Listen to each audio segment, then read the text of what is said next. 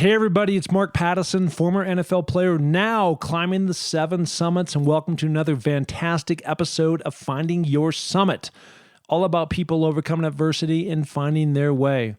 Okay, look, 7-8 years ago, I had to step into the fear and put a big ass goal out there, and so I decided to start climbing all these crazy mountains around the world.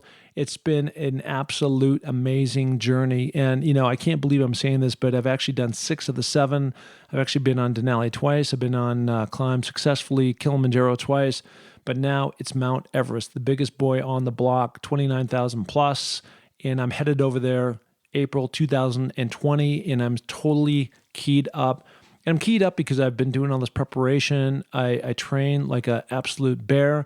And really putting myself in a position of success. I'm going to be climbing with one of the top climbing outfitters in the world. Excited about that. And just the mountain has fascinated me for years, I'm sure like others, but really excited to do so. And so if I can actually pull this thing off, I'd be the first NFL player to do so. And so as we speak today, there's not that many first in the world. So I look forward to tackling that. Okay, so that's one. 2 is I totally appreciate the listen on these different podcasts. I really do. And it's been an amazing journey, as I said, from not just interviewing these people, but being on the other side of the mic and really taking in their incredible stories of doing amazing things. And look, we all need to be inspired. And so if I can help provide and find more people that meet that criteria, all the better. And we all need that motivation, and we all need those words of encouragement that you can make it back relevant to your own situation, and then plow forward in whatever endeavor you are trying to do. Okay, so I appreciate that. And if you want to find out anything that I have going on, you can do so at markpattisonnfl.com. I've got a book out now called Finding Your Summit, go figure. And it is essentially the playbook to what I had learned from my Hall of Fame coaches on how to emerge and do some great things in your life. It doesn't have to be mountain climbing, of course. It can be anything, but it's a plug-in that you take on these different things, these different goals, these different strategies that I've set forth, that they set forth for me. And good things can come from that. Okay. Also on the website, you can find out more about my expedition. Obviously, I'll be going to Mount Everest, and we'll have more information about that coming up. There's an e-learning course, and of course the podcast. And when you go to the podcast, you will find an iTunes tab. And I would be so grateful if you go in and you'd rate and review. Now, it all has to do with visibility, popularity of podcasts, because there's so many podcasts out there today that it's so easy to get lost and like, where's Finding Your Summit? And I really do believe these stories are really amazing and incredible, and can really give a lift to those people who really need it. And even if you don't, we all need to be motivated and inspired by other people to keep going. So if you'd go in and do that, I would be really, really appreciative. Okay? So let's go listen to the pod. It's going to be awesome. Here we go.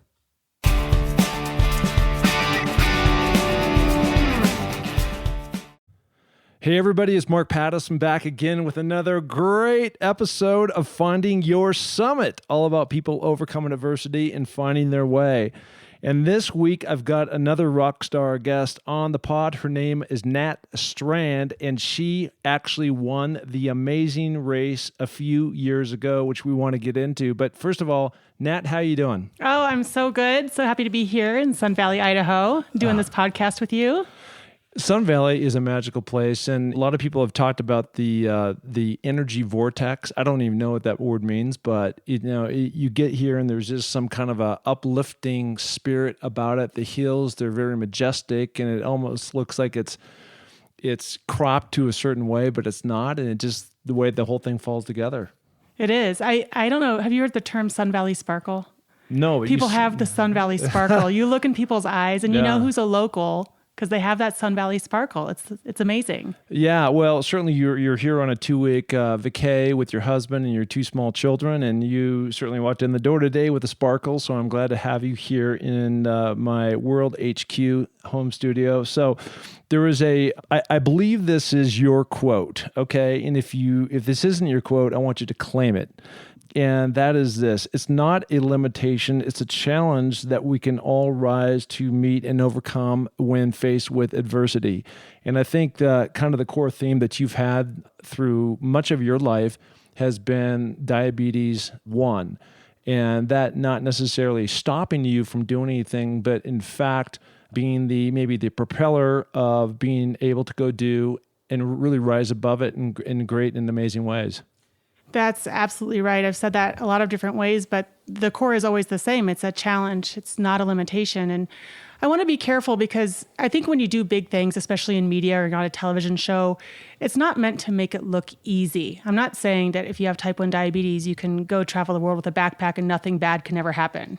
But it's a challenge. It's not a limitation. So even if you have to do the extra work, the extra preparation, you have to work with a team, whatever it is, do it, accept the challenge, but don't let it be a limitation. Don't let it stop you from trying to do those things. Well, I mean, look, I think, the way my brain works and the way a lot of times I do these pods, there's kind of a navigation on kind of like the chronology of your life, right?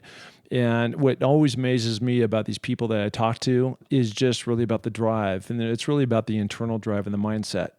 And I mean, I could go on and on and on about this, but the thing that I mean, there's a couple of really key things here. That number one, as a professional, you are a doctor, right? Yes. And so that takes a certain drive, right? You can't just show up. You've got to know what you're doing. You've got to take a lot of classes for a long time, and you're in it, right, for a long time. And then the other part of that is, and this is, I guess, where I want to start, and then we can kind of go back because it's kind of a big highlight in your life, is that somehow or another in 2010 you pulled off winning the Amazing Race. And so if I have this right, it's roughly around 30 days or under that you're going all over the world and you're doing exotic things and putting your body through a lot of stress. And for somebody who has and is a diabetic type 1, that's not really the best combination because you're in hot and you're in cold and you're all these different things. So I guess the first question is, how does somebody even get on the Amazing Race show? So I was doing my anesthesiology residency at UCLA. And when you're in LA, you're kind of in the scene, so these things sort of pop up. And one of my girlfriends, Kat Cheng, who I did the show with, actually mentioned that a couple of years prior, somebody approached her on the beach. Her boyfriend at the time was a model and thought, oh, look, the female physician and the model boyfriend, you guys would be great for reality TV. She couldn't go at the time, but she's sharing this story with me, and me being, my husband likes to call it a manifester. Once I get an idea, I just kind of manifest it. Yeah.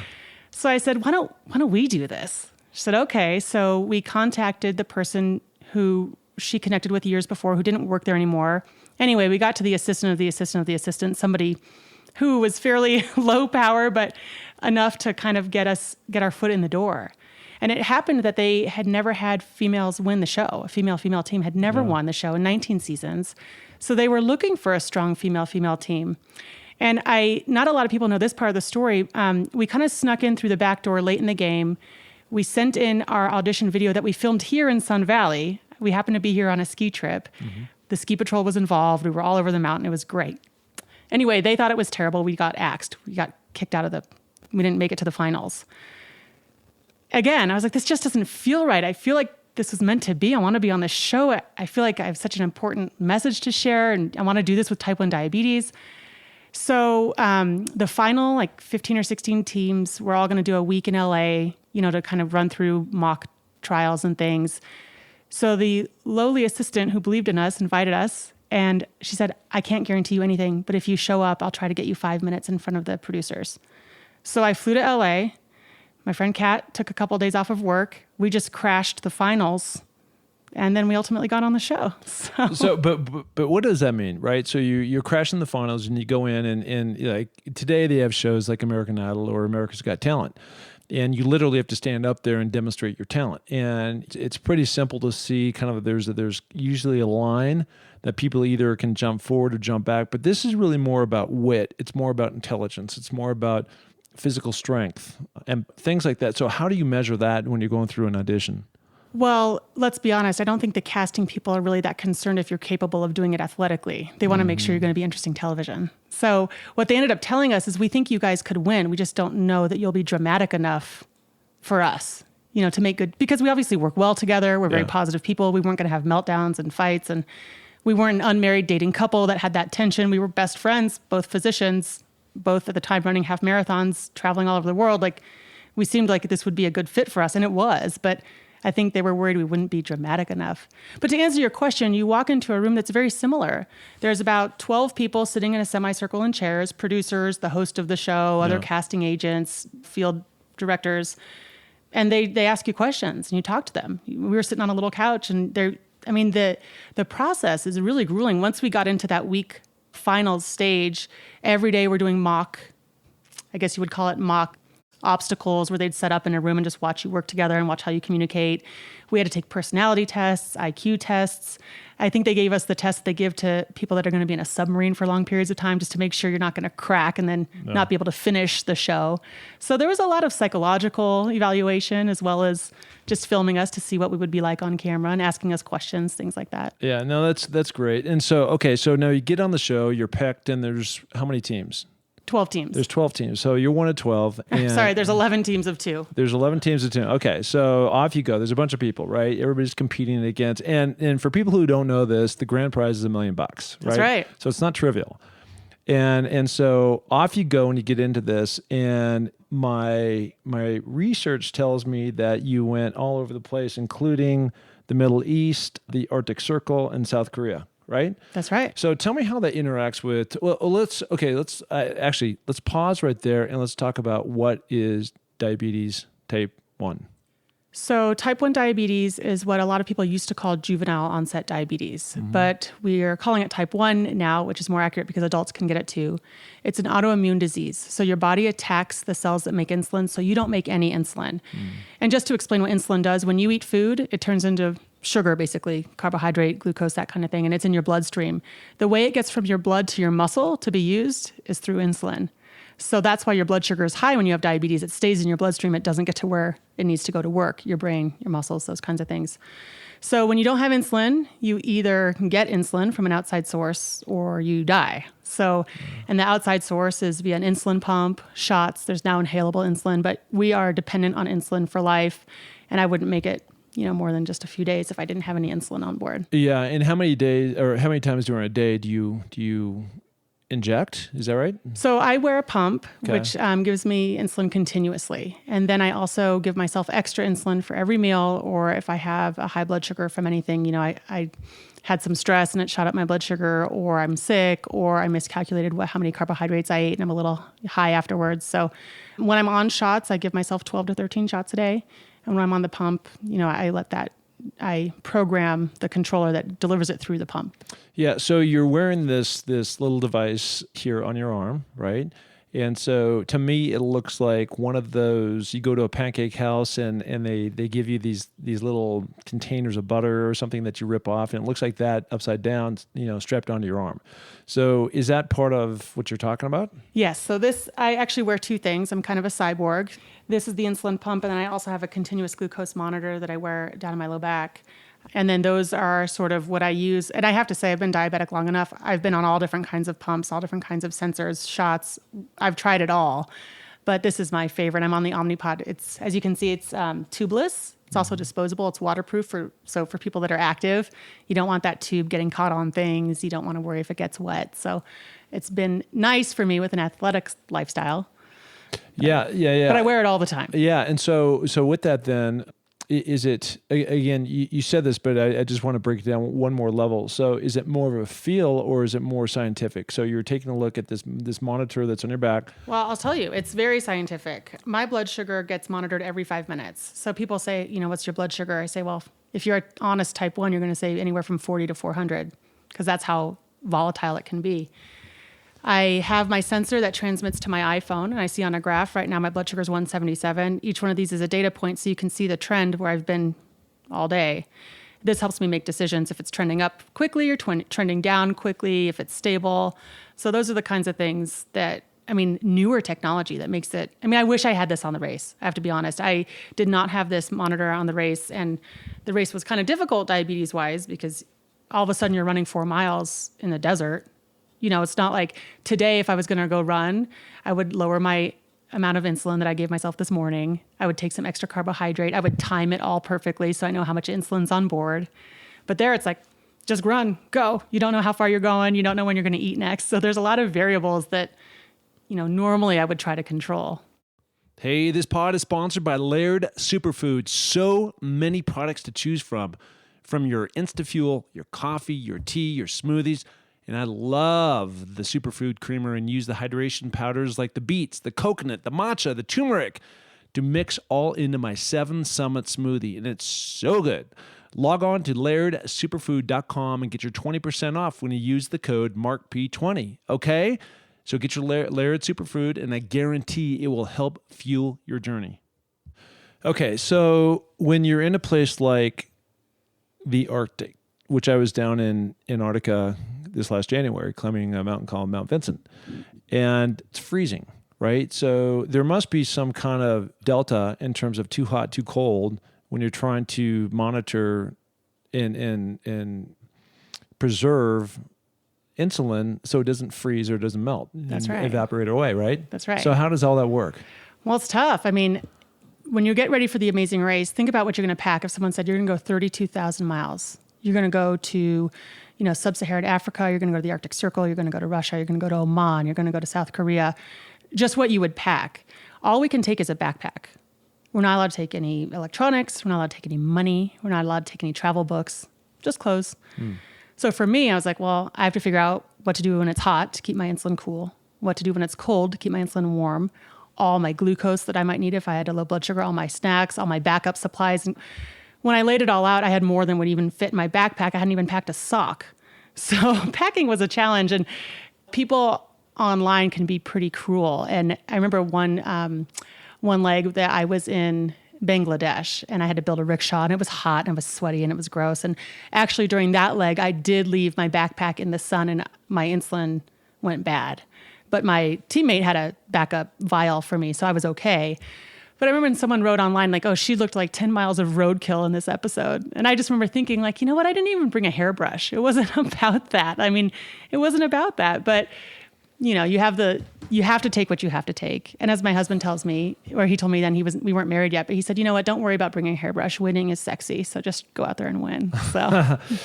Well, that's stupid. That's just all part of, a lot of that is just the quarterback couch, Monday morning quarterback. And it's people who haven't put themselves out there and stepping into the fear and facing those things that most people won't. And even being chosen to be on a show like that, it's really incredible.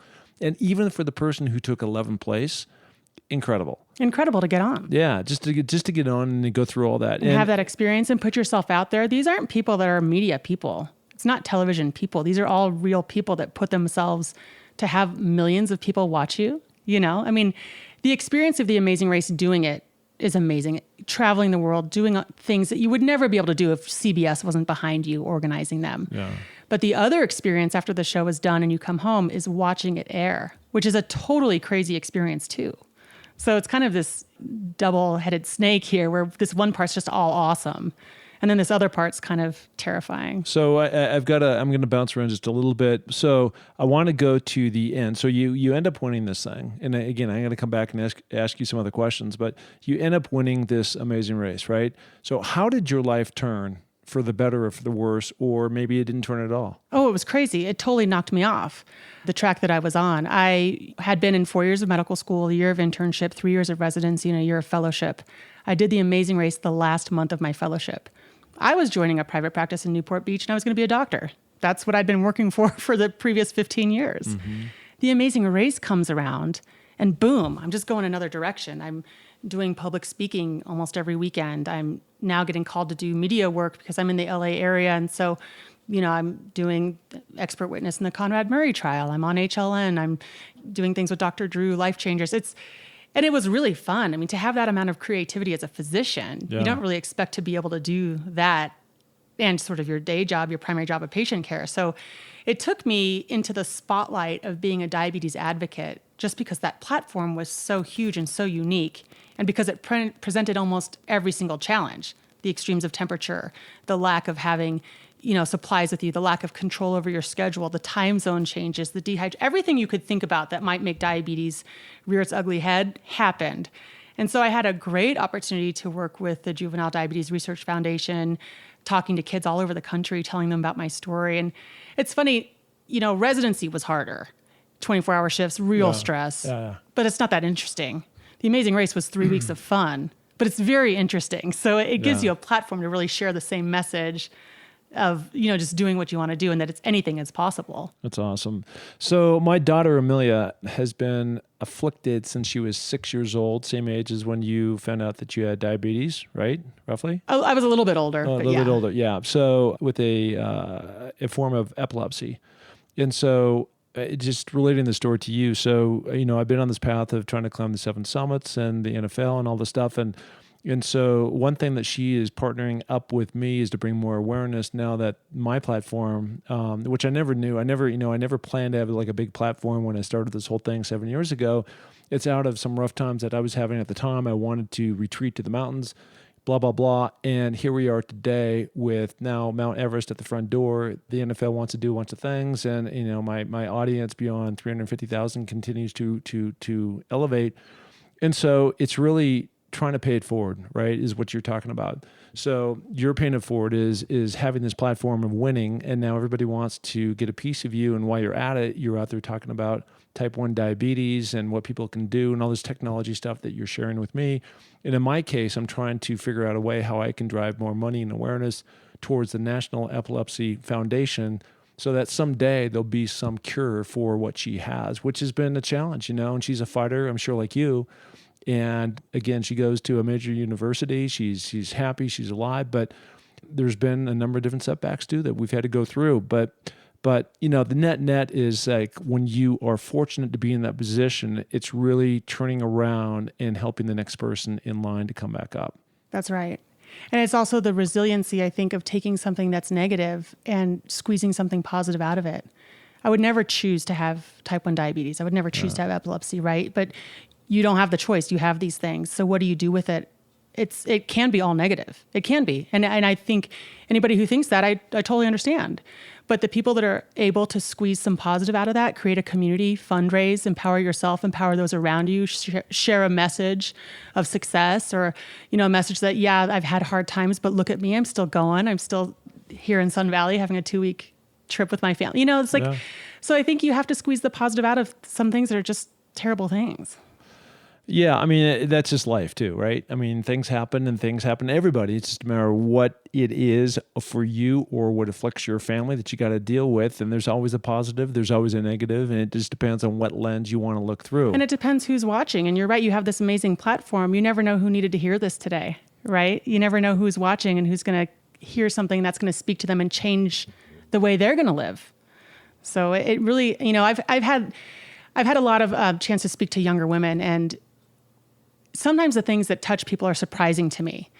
One girl who actually is from Salmon, Idaho. I was doing JDRF weekend, and she was from Salmon, Idaho, and she came to Washington to this little weekend retreat. And she was afraid boys wouldn't like her because of her insulin pump, and she was really self-conscious about it, and it just made her not want to date, not want to even talk to boys. And then I remember my husband shared a story about on our first date, which was here in Sun Valley, that I took out all my gear and showed him, this is my pump, this is my sensor, and I kind of educated him about it. I didn't have any shame about it. And she heard that, and something just clicked in her mind where she's like, that's what I'm going to do. I'm just going to put it out there right away and not like wait for someone to find out or wonder what they would think. Just put it out there right away. And if they're not cool with it, then bye. Yeah, well, to me, it's if somebody is not responding the way that you want them to respond, and actually it's a negative way, it's really their junk, and that's what they're bringing to the table, right? And so other people should not be afraid to share, and you're either accepted or you're not, and if you're not, then you shouldn't. I mean, there's a whole another circle around this about John Wooden talking about your goal should be to surround yourself with 5 people who are going to improve you.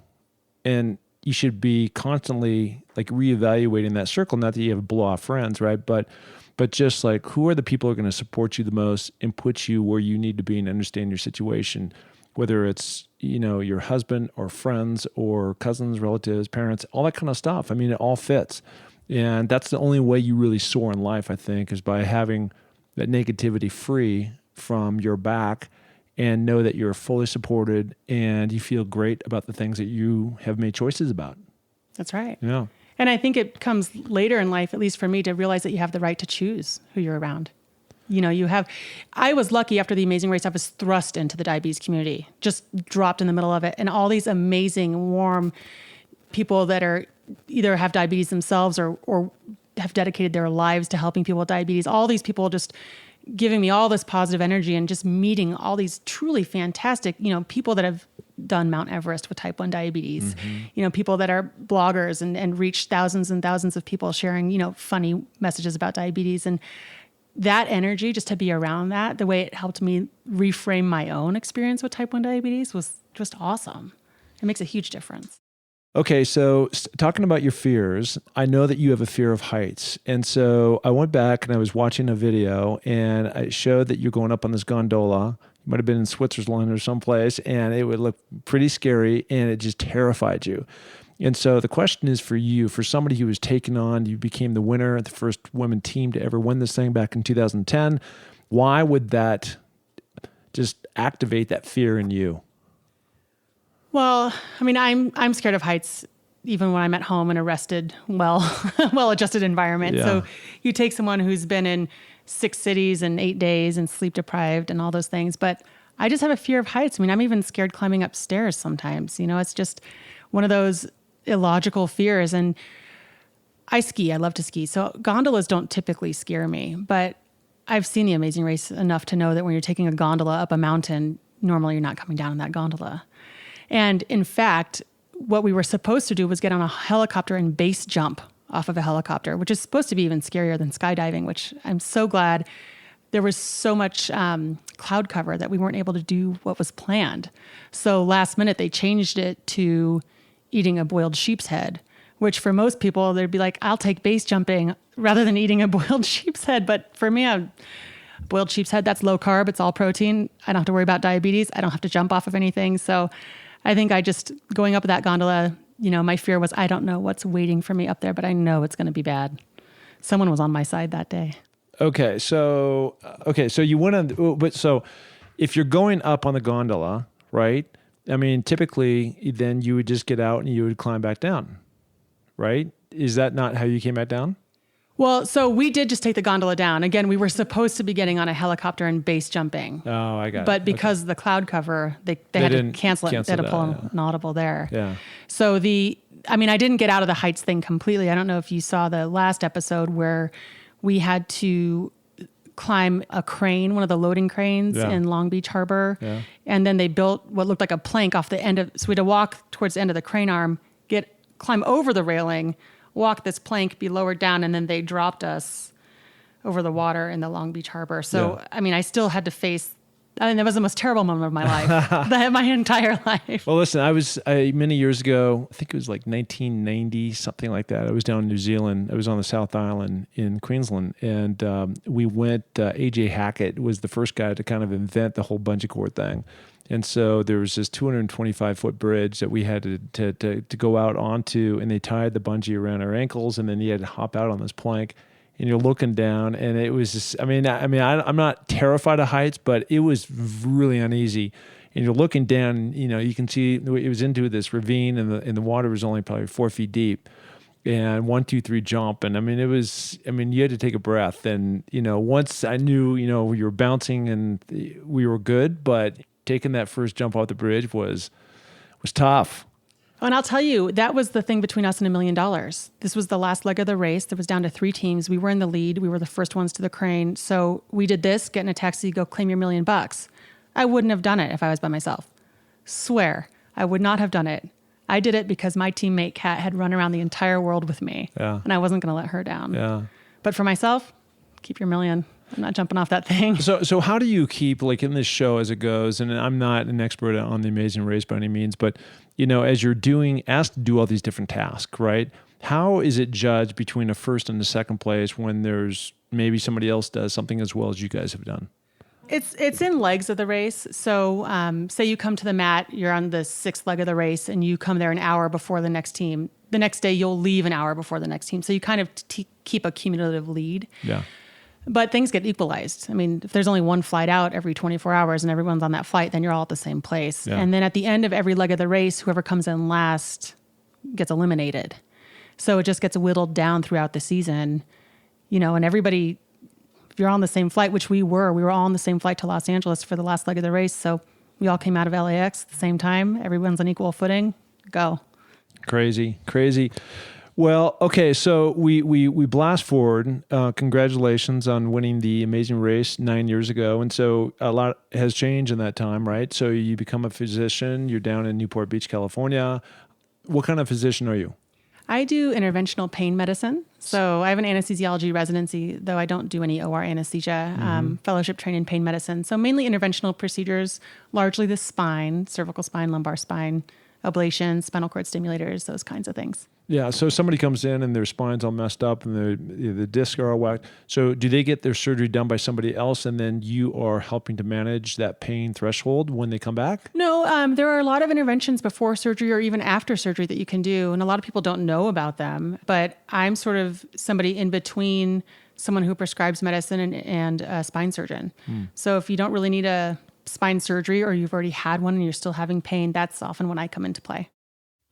Hey, I'm excited to introduce our new partner of the pod, Cascade Mountain Tech, an outdoor brand from the Pacific Northwest, which is where I'm from, that offers a great selection of trekking poles. They're incredible. Super coolers, camp chairs, LED lighting, and much more. Right now, Cascade Mountain Tech is offering 15% off your first order by using the code FindingYourSummit15. That is, FindingYourSummit15 when you check out at CascadeMountainTech.com. Yeah, that's great. It's also, along with this whole thing, is your now husband, boyfriend back in the day. You guys got married here in Sun Valley. Yes. And you've got 2 young children. That's right. So, I mean, to me, what we're talking about is all, again, it circles back to this whole thing about possibilities, right? And so rather than take something that was a negative about you having to inject and go through all these monitors and technology and constantly making sure you have enough insulin and what you're eating. And then there's different spikes based on your stress level and sleep and all kinds of different things. And to, again, turn that into a positive, look through the right positive lens and then actually make, some amazing things happen. I got to meet your husband really quickly. He seemed like a great guy and I'm sure your kids are wonderful. They're young, they're small, but I think the mentorship now on your end and your responsibility is really being that positive force, that positive light in their life by coming to places like Sun Valley and taking them to places where they can go fish and teaching them those different things. And just because you have a setback doesn't mean you can't still do things.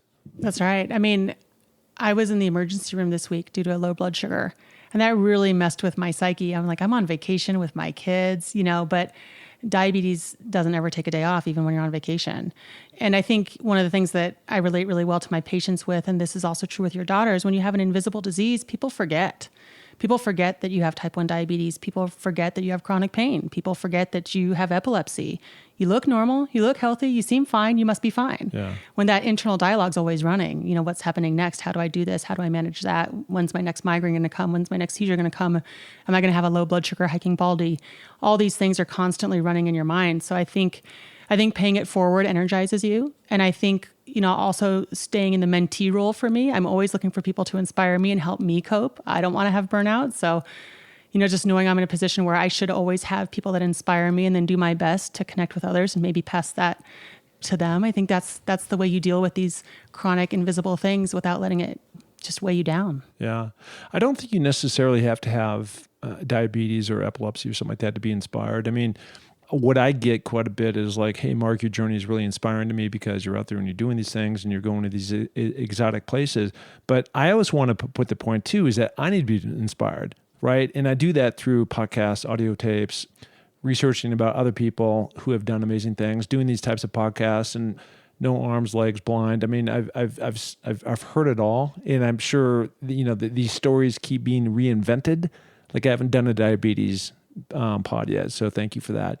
And just like, okay, and these things really come in play for me, and especially for this next year in April when I'll be on Everest, when you go through days where you're just not feeling quite tip-top shape, and you're out there, man, against nature, and it's just like, okay, I got to keep going. And it really does matter, at least to me, about being able to tap into other people. And then that word perspective comes in of, well, gosh, if they did it, I know I can do it. That's right. And that helps me propel myself forward. And you're absolutely right. It doesn't have to be a health condition, or it doesn't have to be anything in particular. It's just that inspiration. Somebody persevered and achieved. Somebody followed their dream despite a challenge. That's the ultimate message. You're right. The story keeps getting reinvented with different details, but that's the human story ultimately. And I think that resonates with all of us. Yeah. So this is a stupid question, but I'm going to ask it. And that is, as it relates to type 1 diabetes, and now you have 2 small children, I think under 4 or 5, right? Yeah, 3 and 4. 3 and 4. And does any of that get passed down? It can.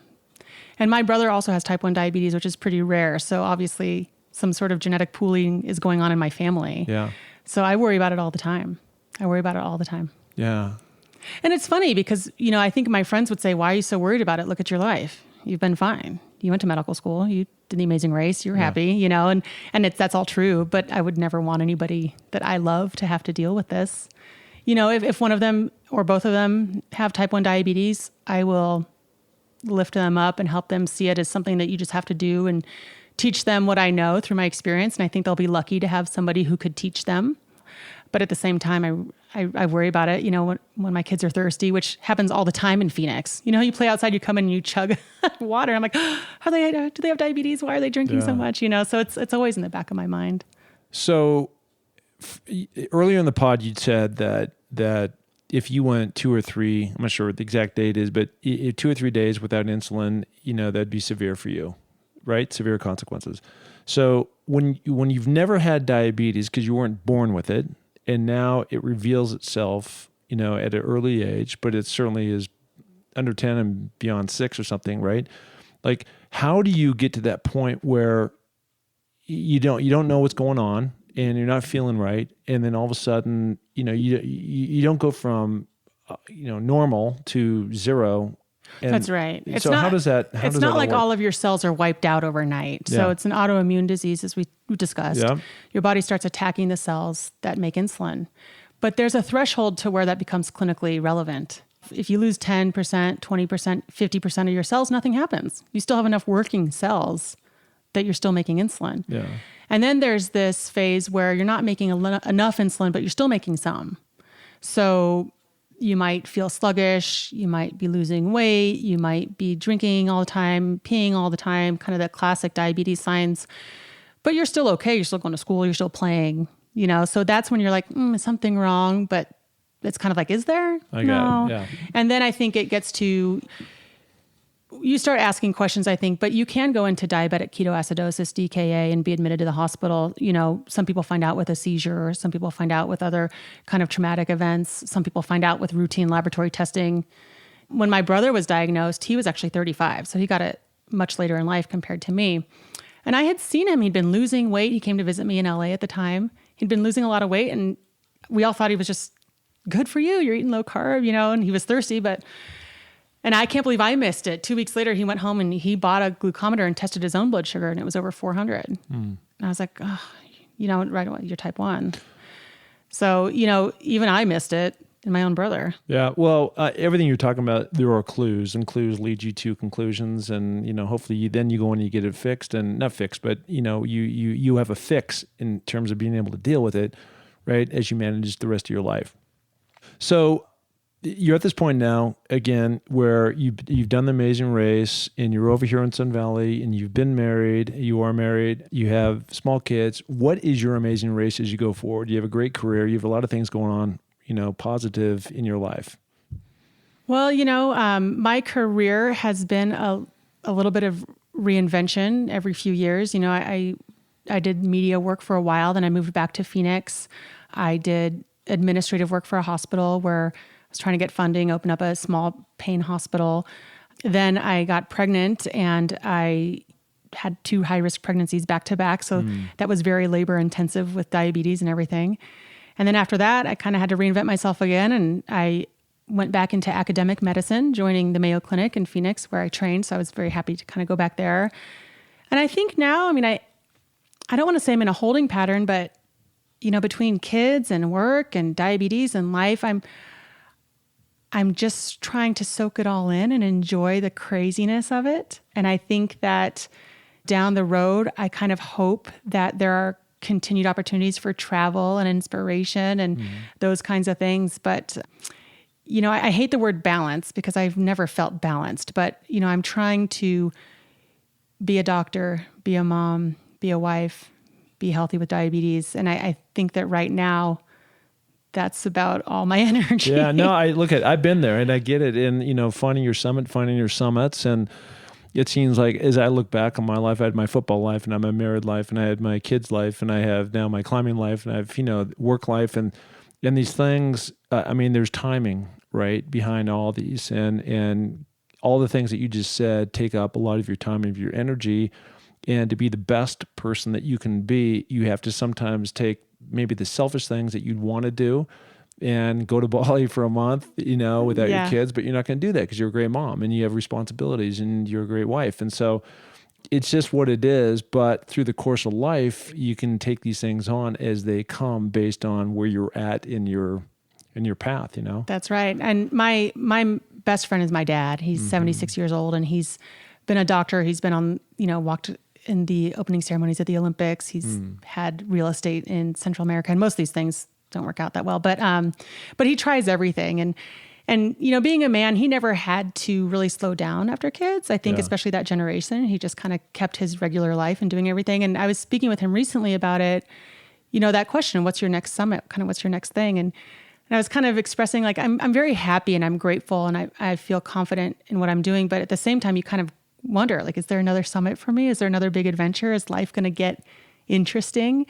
And not that my life's not interesting now, but, on a wider platform or more adventures. And he just kind of reminded me what you said. He's like, just wait. You might have 10 years where you're not going all over the world, where you're enjoying your young kids and you're building your academic medical career and you're treating patients. And that's okay to not have the next big thing identified. So I don't know what my next big thing is, but, I hope there are more big things. Yeah.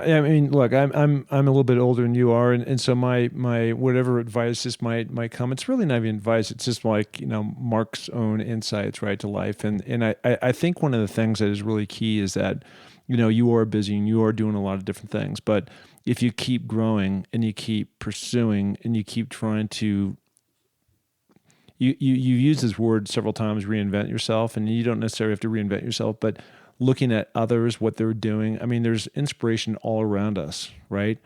And certainly a lot of these different clues led to success and led to things that I'm doing today. It just took me a while to figure all these things out and put these pieces of the puzzle all together based on timing, based on things going on in my life. And it is as long as you're willing to go out and set new challenges for yourself, I think amazing opportunities are going to come your way and anybody else that's listening to this pod. I agree. Yeah. I agree. So where can people find you?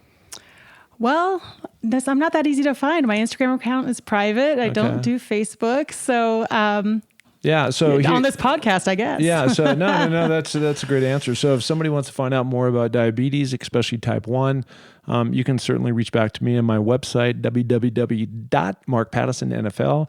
And you know where you can reach me. And I will be more than happy to pass any comments or questions your way, because certainly I don't have those answers for you. So listen, I totally appreciate you stopping in here in Sun Valley. I love it so much better when I do these pods in person versus over the internet, when we're so geographically challenged so many times that, especially where I live now here in Sun Valley, that you can't just pop over to LA or New York or these other places that interview these different people. So I really appreciate that I was able to capture you on your vacation, your family vacation here in Sun Valley, Idaho. Well, thank you. It's been just a wonderful opportunity to meet you. And I mean, you're definitely inspiring so many people, including me. So thank you for letting me be part of your podcast. Yeah, it's awesome. Okay, she is Nat Strand. Thank you. Hey, thank you so much for dropping in and listening to another amazing episode of Finding Your Summit. Truly incredible people doing spectacular things in life, and I hope you were inspired just like I continue to be. Look, I am super grateful that you came in and subscribed to this pod, and would be more than appreciative if you gave the show a ratings and review on iTunes. Trust me, it matters. And then also go share it with your friends, of course. Okay, until next week, go do something great, and remember, it takes a little more to make a champion. Bye.